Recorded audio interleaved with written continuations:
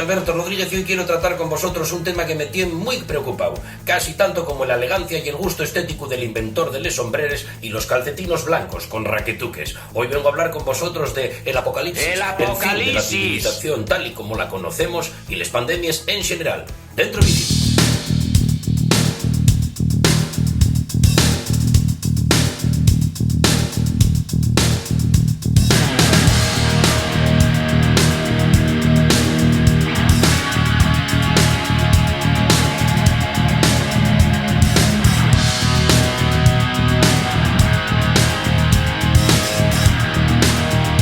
Toda la vida pensemos que el apocalipsis iba a ser la de mi madre, una cosa de lo más espectacular, algo así como una película de Michael Bay.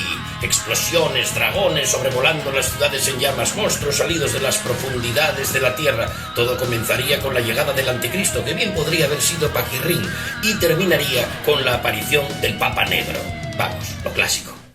Por desgracia, y como suele ocurrir, todo esto del fin del mundo ha sido más de andar por casa, nunca mejor dicho, y en lugar de la superproducción que esperábamos, solamente ha traído imágenes de gente en pijama dando palmas en los balcones como si de una anciana ebria festejando el paso del Cristo de los gitanos en la Semana Santa sevillana se tratara.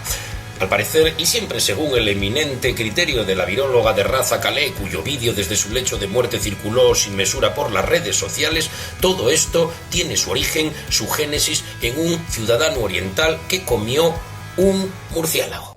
¡Chino malo! Esto del murciélago genera desazón en un pueblo de selecto paladar como el nuestro, que gusta de atizarse sin rubor manjares tan apetecibles como criadillas, entresijos, oreja, caracoles, sesos de cordero o manos de cerdo o cualquier cosa que nade, corra, vuele, repte y se deje empanar. Dado que la nuestra naturaleza además ye efusiva con costumbres tan poco europeas como los abrazos, los besos o actitudes reprobables como los frotamientos en el transporte público, el gobierno ha decidido confinarnos en nuestros domicilios para evitar que el virus se propague como un bulo de internet.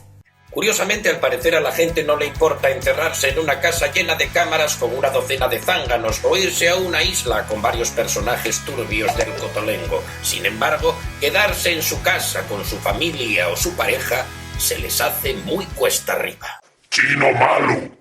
Si por el contrario se ven obligados a soportar el confinamiento en soledad, lo más frecuente es pasarse el día con un pijama roído, sin hacer nada, lleno de bolas, como si fueran un pajillero de mediana edad. Acostumbran a dejarse barba ellos y las ojeras ellas, y suben constantemente vídeos y fotos en tono lúgubre y cargados de dramatismo. Por su parte, otras personas con cierto poder adquisitivo lo enfocan de una manera más positiva. También suben vídeos, eso sí, con un tono más alegre desde sus viviendas decoradas primorosamente con su balconcito de 200 metros y acceso a sus latifundios llenos de viñedos y poblados por jirafas, faisanes, cochinos jabalines y otras especies en peligro de extinción. Generalmente aparecen en dichas grabaciones bebiendo vermut y fumando cigarrillos de contrabando, mandando ánimos mientras brindan en su yate desde su lago artificial.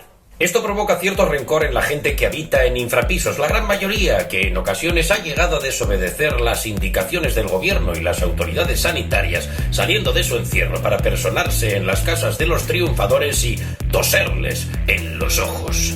Y hablando de gente que desafía la ley y se salta a la torera el toque de queda, no deberíamos olvidar mencionar la nunca bien ponderada acción de las patrullas vecinales de balcón. Este noble gremio ha perfeccionado su estilo de comunicación mediante códigos secretos como el silbo canario, el uso de banderas, especialmente la preconstitucional, o los más vintage, el lenguaje del abanico, para informarse entre ellos y alertar a las fuerzas del orden acerca de vecinos díscolos que buscan cualquier excusa peregrina para salir al exterior. Gracias a estos héroes anónimos nuestras calles permanecen vacías, evitando así riesgos innecesarios. Y es por eso que también la naturaleza está encontrando su espacio y ya es frecuente ver pasear por la Gran Vía madrileña o las Ramblas de Barcelona, además de a policías, a gozosos ñandús, bueis almizcleros, diplodocus e incluso algún que otro tigre marsupial. También merece nuestro respeto y admiración esa gente altruista, esas personas ociosas que llenan los balcones con sus sentidas interpretaciones de éxitos de ayer y hoy, a la guitarra, el trombón de varas, la tuba o el palo de lluvia, por no hablar de los que se prestan a dar clases gratuitas en streaming de técnicas tan apetecibles como karate, cirugía maxilofacial, punto de cruz, técnicas de ahumado del arenque, taxidermia, twerking o pesca submarina. A todos ellos, gracias. Todos sabemos que esta es una situación temporal, como el éxito de David Bustamante o los peinados de los Jonas Brothers, y que la gente que más está padeciendo, aparte de los enfermos, son aquellos que reciben accidentalmente un vídeo de Alejandro Sanz o de la Tuna de veterinaria de la Universidad de Alcalá de Henares, intentando animar con sus melodías y sus mensajes positivos.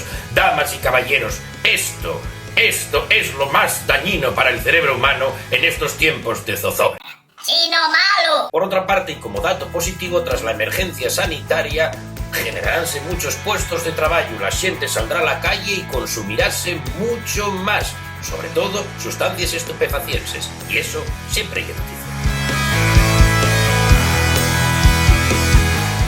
Porque auténticos hay pocos y los pacones somos más.